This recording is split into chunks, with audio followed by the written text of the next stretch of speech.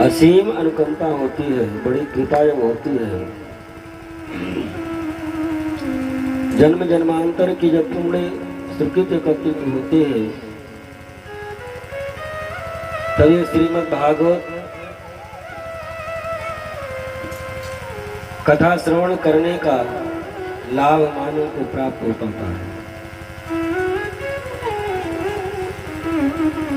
श्रीमद् भागवत ज्ञान महायज्ञ के आज पंचम दिवस की बेला में श्री राधा माधव भगवान की कृपा से हम आप पुनः श्रीमद् भागवत कथा श्रवण गान करने के लिए बैठे हैं। कल के सत्र में आप लोग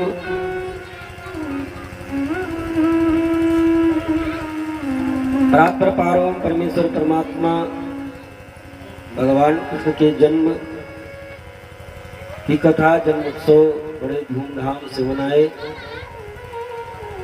उसी क्रम में आगे बढ़ते हुए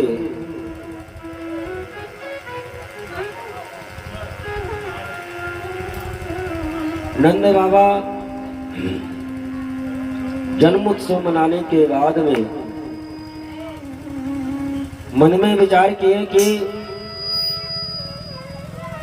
हमारे यहाँ के राजा महाराज कंस हैं, तो साल भर में एक बार उनको कर देना होता है,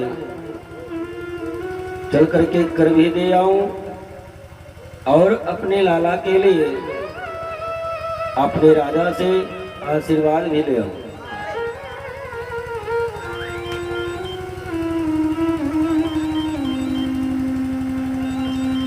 आशीर्वाद अपने लाला के लिए प्राप्त करने के लिए श्री वसुदेव जी महाराज मथुरा के लिए चलते हैं। और इधर कंस जब अपने बहन देवकी के 6 पुत्रों की हत्या अपने हाथों के द्वारा कर देता है और अंतिम में जब कन्या को मारने का प्रयास करता है, पैर पकड़ करके जो ही पत्थर पर पटकना चाहा, हाथ से छूट जाती है। आकाशवाणी के द्वारा जब कंस को ये पता चलता है कि हमको मारने वाला कहीं जन्म ले चुका है, तो कंस अब बहुत घबराया। अपने मंत्री मंडल की बैठक बुलाई और सबके सामने प्रस्ताव रखा कि अनायास में अपने 6 बहनों, अपने बहन के 6 पुत्रों की हत्या अपने हाथों द्वारा कर डाली, लेकिन हमको मारने वाला तो कहीं जन्म ले चुका है। कंस के दरबार में बड़े बड़े दैत्य तृणावर्त, सट्टासुर, अघासुर, बकासुर, पूतना जैसी राक्षसी दरबार में रहा करती थी। सभी लोगों ने कहा महाराज आप चिंता मत करें, इस 84 कोष ब्रज मंडल में जितने भी बालक आज से लेकर के 6 महीने के पूर्व पैदा हुए होंगे, उनको हम लोग जीवित नहीं छोड़ेंगे और आने वाले 6 महीने तक जितने भी बालक पैदा होंगे उनको हम लोग जीवित नहीं छोड़ेंगे। आप महाराज निश्चित रहिए, भले ही कहीं भी जन्म ले चुका हो, लेकिन जो जीवित रहेगा तब ना आपको उससे डर है।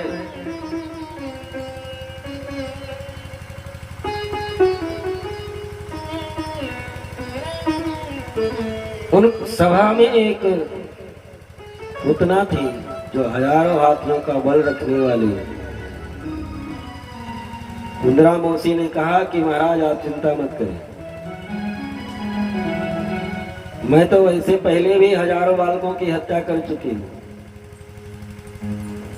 अब महाराज आपके दुश्मन जन्म ले चुका है तो वो हमसे तो बच करके नहीं जा सकता। इस धरातल पर कहीं पर भी जन्म लिया होगा मैं जीवित नहीं छोड़ूंगी। और पूतना को जब ये पता चला कि गोकुल के में नंद बाबा के यहाँ बालक जन्म लिया है, जन्म उत्सव मनाया गया, तो गोकुल की तरफ चल पड़ी। और इधर नंद बाबा कर देने के लिए कंस के यहाँ जा रहे हैं और उधर पूतना गोकुल में कन्हैया को मारने के लिए गोकुल की तरफ चल पड़ी। गोकुल में जब पहुंचती है पूतना तो मन में विचार करने लगी कि ये राक्षसी का स्वरूप, पहाड़ जैसा शरीर, बड़े बड़े दांत, बड़े बड़े नाखून, इस स्वरूप को कोई देखेगा तो पहली बात तो नगर में प्रवेश नहीं करने देगा और सब लड़ने का प्रयास करेंगे, बात बनेगी नहीं और खाली हाथ लौटना पड़ेगा। तो पूतना इतना सुंदर अपना शरीर, अपना स्वरूप बनाती है कि मालूम पड़ता है कि वैकुंठ धाम से स्वयं लक्ष्मी जी इस धरातल पर उतर आई हो। सुंदर स्वरूप बनाया, गोकुल में प्रवेश किया। गोकुल वासियों ने जब देखा कि इतनी सुंदर गोपी तो हमारे गोकुल में तो कोई है नहीं, लगता है कि स्वयं लक्ष्मी जी ही अपने लाला का दर्शन करने के लिए इस गोकुल में आ गई है। और पूतना देखते देखते नंद बाबा के महल में प्रवेश करती है। गोपियां आपस में चर्चा करती हैं कि इसको तो हमारे नगर की तो ये है नहीं, हमारे गांव की तो है नहीं, पहली बार तो मैं इसको देख रही हूँ, है कौन। फिर आपस में गोपियां चर्चा करती, हो सकता है कि नंद रानी रिश्ते रिलेशन की, कोई दूर की रिश्ता रिलेशन की हो, वो भी अपने कन्हैया को आशीर्वाद देने के लिए, बधाई देने के लिए आई होगी। जहां पर कन्हैया को पालने में लिटाया गया था, मैया यशोदा बैठी हुई थी, पूतना पहुंच गई। मैया यशोदा ने देखा कि ये तो अपने गांव नगर की तो है नहीं, मैं पहली बार देख रही हूँ। फिर विचार करते हैं कि हो सकता है कोई हो, इसको भी अच्छा लगा होगा, ये भी आशीर्वाद देने के लिए आई होगी। तो मैया यशोदा ने कहा कि ठीक है, तुम भी जाकर के आशीर्वाद दे दो।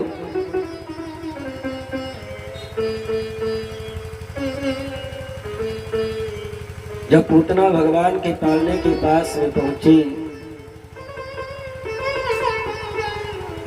तो भगवान पूतना को देख करके अपनी आंखें बंद कर ली।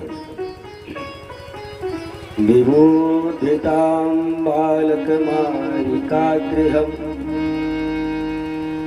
विबोधितां बालकमालिकागृहम्, चराचरात्मा सीमितक्षणाः।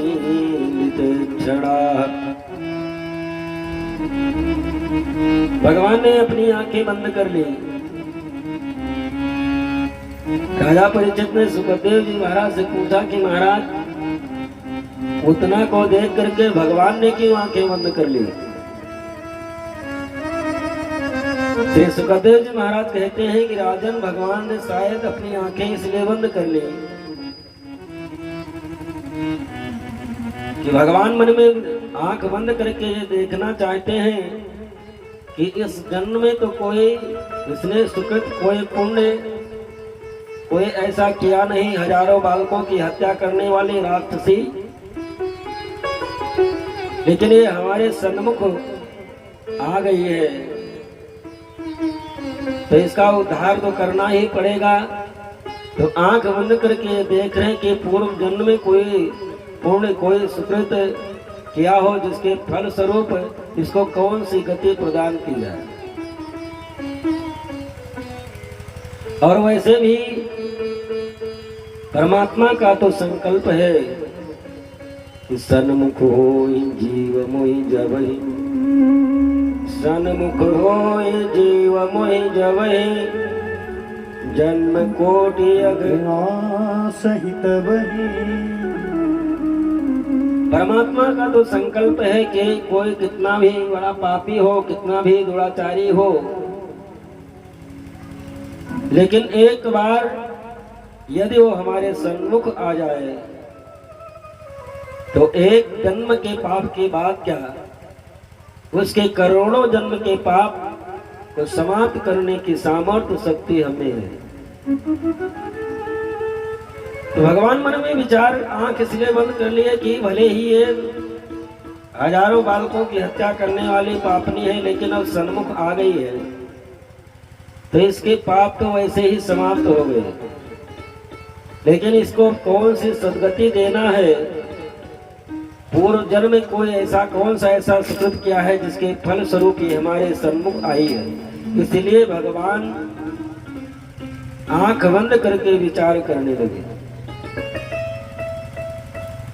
दूसरे संत अपना भाव देते हैं कि शायद परमात्मा ने अपनी आंखें इसलिए बंद की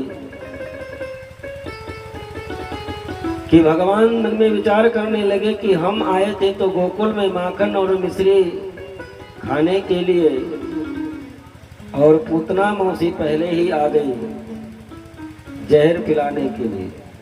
तो आंख बंद करके भोले बाबा को याद करने लगे कि भोले बाबा आ जाइए, आप जहर वाला हिस्सा आप पी लीजिए और दूध वाला हिस्सा हम पी लेंगे।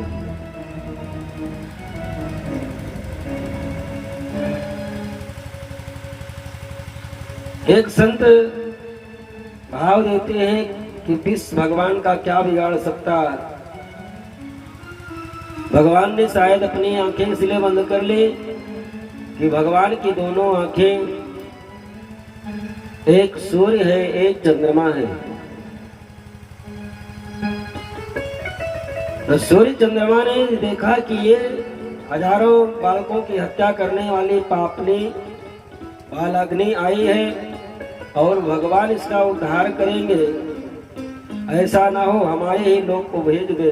इसलिए सूर्य और चंद्रमा दोनों ने अपने अपने दरवाजे को बंद कर लिए। संत अलग अलग अनेक भाव देते हैं,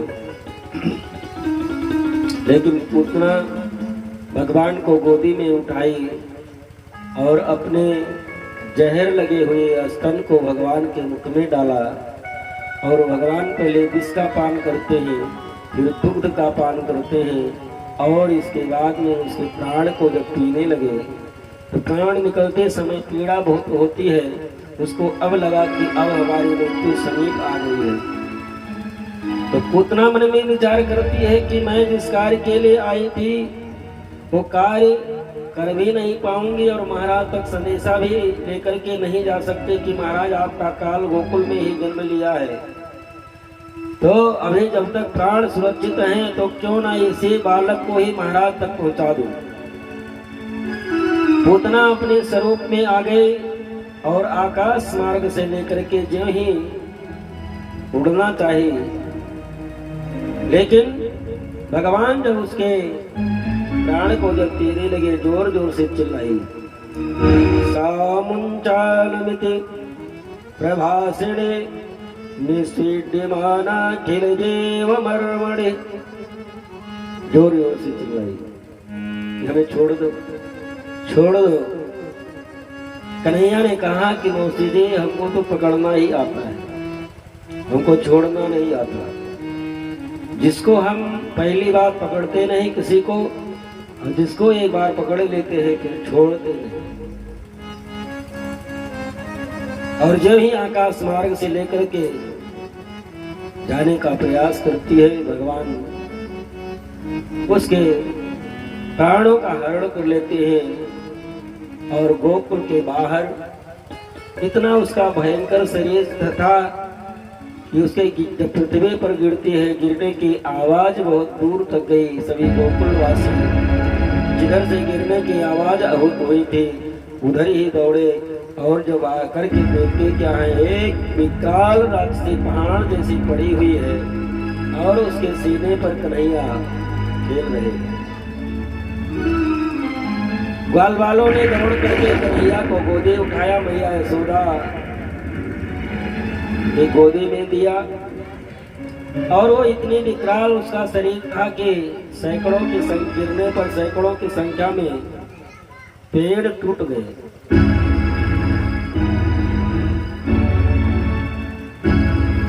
गोकुलवासियों ने, यदुवंशियों ने मन में विचार किया कि ऐसे इसको जलाया नहीं जा सकता, तो उसके हाथ पैर काट करके इकट्ठा किए और जो पेड़ उसके गिरने से टूट गए थे, उन पेड़ों को ला करके और उसके शरीर पर सब डाल करके और आग लगा दी। श्री सुखदेव जी महाराज कहते हैं कि राजन,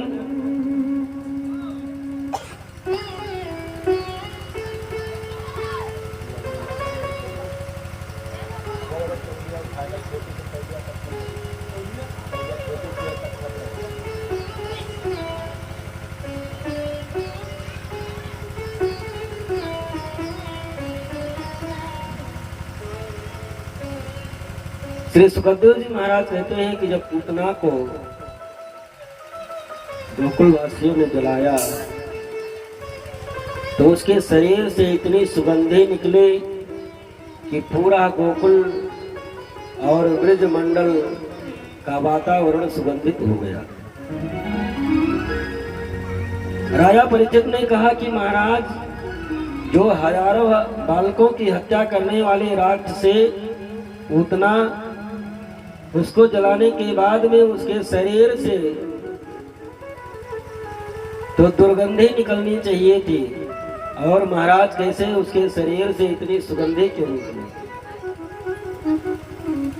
सुखदेव जी महाराज कहते हैं कि राजन,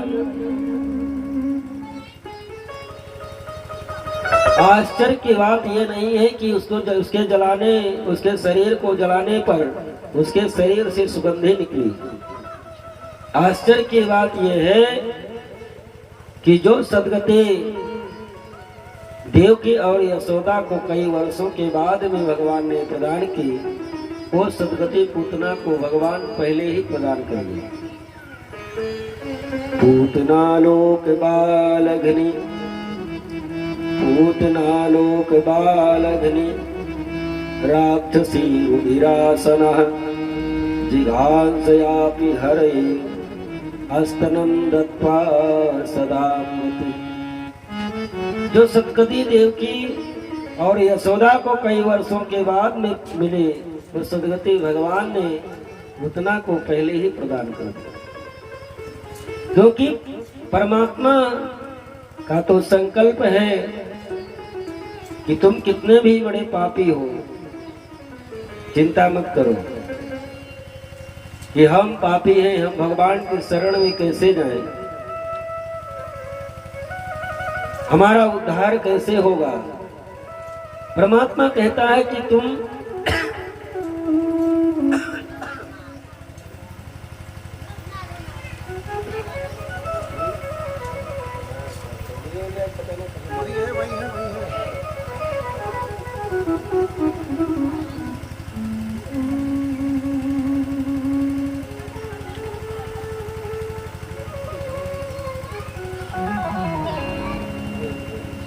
हरे राम राम राम सीता राम राम राम, हरे राम राम सीता राम राम, हरे राम राम राम राधे श्याम श्याम, हरे राम राम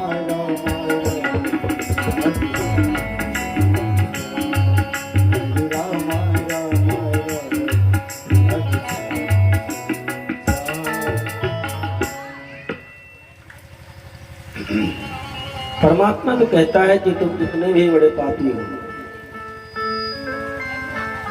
केवल कोई एक रिश्ता जोड़ करके हमारे सन्मुख आप हो जाओ, हम तुम्हारा उद्धार करेंगे।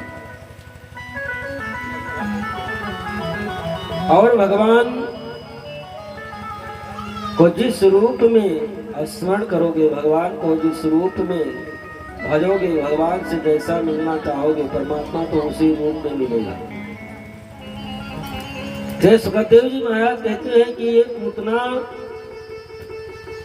पूर्व जन्म में राजा बले की बेटी थी। जब भगवान वामन रूप धारण करके गए और वामन स्वरूप को इसने देखा, इसका नाम रतनमाला था। पूर्व जन्म में रतनमाला थी, राजा बले की बेटी थी। वामन भगवान के स्वरूप को जब देखा तो मन में विचार करने लगी कि ऐसा बालक जिस माँ के गर्भ से जन्म लिया होगा वो माँ कितनी सौभाग्यशाली होगी। जिस माँ के स्तन को ये पान करता होगा वो माँ कितनी सौभाग्यशाली होगी। लेकिन जब वही वामन भगवान विराट रूप धारण करके राजा बलि का सर्वस्व छीन लिए तो रतनमाला के मन में विचार आया, ऐसे बालक को तो जहर पिला करके मार देना ही ठीक है। भगवान रतनमाला के दोनों भावों को पूर्ण किए, मातत्व भाव भी और जहर भी, क्योंकि परमात्मा अपने भक्तों के हृदय के भाव को तो पूर्ण करते ही है। श्री सुखदेव जी महाराज कहते हैं कि इस प्रकार से पूतना का उद्धार भगवान करते हैं। इसके बाद में इधर जब कैलाश पर्वत पर भगवान से विराजमान है, उनको जब ये पता चला कि पूर्ण प्राप्त पार्वण परमेश्वर परमात्मा हमारे इष्ट देव इस धरातल पर बाल रूप में जन्म ले चुके हैं, तो बाल रूप वही अपना इष्ट मानते हैं भोले बाबा। भगवान शिव अपने बाल स्वरूप इष्ट देव का दर्शन करने के लिए कैलाश पर्वत से गोकुल में आ गए और योगी का वेश बना करके गोकुल के गलियों में घूम घूम करके अलग जगा रहे हैं। और मैया यशोदा के द्वार पर आकर के आवाज लगाई। मैया यशोदा ने देखा कि कोई योगी आया है दरवाजे पर, तो हीरा मणि जेवरात इत्यादि देने के लिए लेकर के आई। लेकिन भगवान शिव को उस हीरा मणि जेवरात से क्या प्रयोजन, वो तो अपने इष्टदेव का दर्शन करने के लिए आए थे। भगवान शिव ने कहा कि मैया हमको ये हीरा मणि जेवरात इत्यादि की आवश्यकता नहीं है, हम तो आपके लाला का दर्शन करने के लिए आए हैं, हम तो आपके कन्हैया का दर्शन करने के लिए आए हैं और हमको केवल दर्शन करा दीजिए। मैया यशोदा ने कहा कि बाबा मैं आपको दर्शन तो करा देती, आपसे आशीर्वाद जरूर अपने लाला को दिलवाती, लेकिन आपके गले में बड़े काले काले सर्प और ये बिच्छू, इनको देख करके हमारा कन्हैया डर जाएगा, इसलिए बाबा मैं लेकर के नहीं आऊंगी। भगवान शिव ने कहा कि मैया आपको पता नहीं, आपका जो कन्हैया है हमारे घरे में तो एक फन वाला सर्प है और वो तो हजारों फन वाले सर्प पर शयन करता है। मैया यशोदा ने कहा बाबा क्यों मजाक करते हैं, वो फोटो में छपे हुए सर्प को देख करके डर जाता है और आप कह रहे हैं कि हजारों फन वाले शेष पर शयन करता है। आप कुछ भी कहें, मैं दर्शन कराने के लिए बाहर लेकर के नहीं आऊंगी। अरे एक जोगी